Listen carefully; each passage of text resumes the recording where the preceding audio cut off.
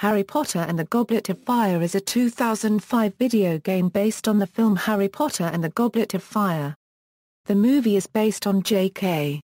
Rowling's Harry Potter and the Goblet of Fire, the fourth novel in the Harry Potter series. The game follows the three main characters of the film namely Harry Potter, Hermione Granger, and Ron Weasley and there is an entirely new spell casting system that allows for collaborative spells. The characters themselves more closely resemble their film counterparts than in previous games. It also has higher quality graphics than the previous Harry Potter video games. However, the gameplay in the fourth video game is much more action-oriented, which is a change from the previous games. In addition, players can play the game with friends, and can combine their magic and spells to make them more powerful. Players can also capture moving beans using Axio and increase their power with collectors, creature, and character cards.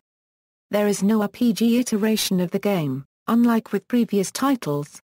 In addition, it was pointed out that unlike the previous installments, there was not much room to run around such as in the previous games where you were allowed to move freely within the castle and on the grounds.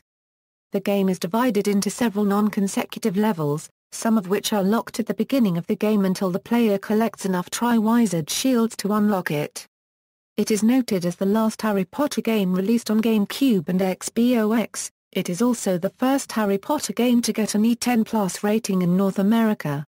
Plot: Harry Potter is midway through both his training as a wizard and his coming of age. Harry wants to get away from the pernicious Dursleys and go to the Quidditch World Cup with Hermione, Ron, and the Weasleys. He wants to dream about Cho Chang, his crush.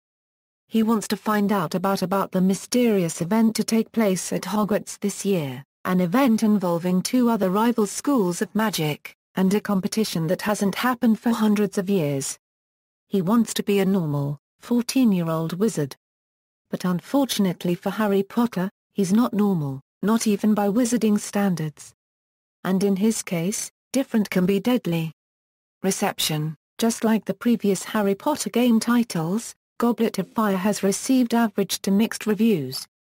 Game Rankings gave it a score of 62.11% for the PC version, 67.59% for the PlayStation 2 version, 69.69% for the Xbox version, 70.10% for the Game Boy Advance version, 64.50% for the DS version, 67.15% for the GameCube version, and 67.19% for the PSP version.